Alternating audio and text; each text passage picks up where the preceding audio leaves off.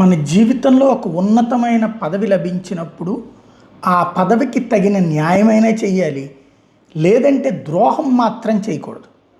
తెలంగాణలో స్పీకర్ గారు చాలా అద్భుతమైనటువంటి వ్యక్తి, చాలా కింద స్థాయి నుండి పైకి వచ్చినటువంటి వ్యక్తి. ఇప్పుడు తాజాగా మొన్న ఒక 5 శాసనసభ్యులు వాళ్ళు పార్టీ మారలేదు అని రాసిచ్చారు.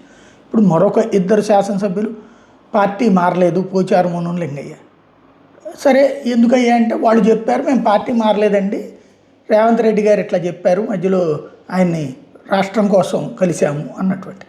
సరే, కండవాలే బిచ్చుకుని పార్టీ మారి పార్టీ కార్యకలాపాల్లో పాల్గొని పార్టీకి సంబంధించినటువంటి శాసనసభ పక్ష సమావేశంలో పాల్గొన్న ఆధారాలన్నీ ఇచ్చినా కూడా వాళ్ళు చెప్పారు కాబట్టి ఇది అంటే ఇక్కడ కనీసం వాళ్ళ చేత మేము పొరపాటున వెళ్ళాము, క్షమాపణ చెప్తున్నాం, మేము బీఆర్ఎస్తోనే ఉంటాం. పోనీ ఇప్పుడు వాళ్ళు బీఆర్ఎస్తో ఉంటారా?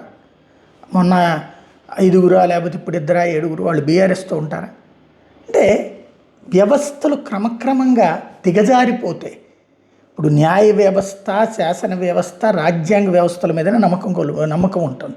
ఇప్పుడు అవి కూడా నమ్మకం కోల్పోతాయి. ఇప్పుడు పోలీస్ వ్యవస్థ మీద నమ్మకం కోల్పోయింది. 2 రాష్ట్రాల్లో కూడా కేవలం రాజకీయ పార్టీల యొక్క బంట్రోతులుగా పనిచేస్తున్నారు పోలీసులు. జ్యుడిషియరీ మీద ఇంకా కాస్తో కోస్తో నమ్మకం ఉంది, అప్పుడప్పుడైనా కొంచెం బాధ్యతాయుతమైనటువంటి తీర్పులు ఇస్తున్నారని. బట్ ఇక్కడ శాసన వ్యవస్థ మీద నమ్మకం పూర్తిగా కోల్పోయారు.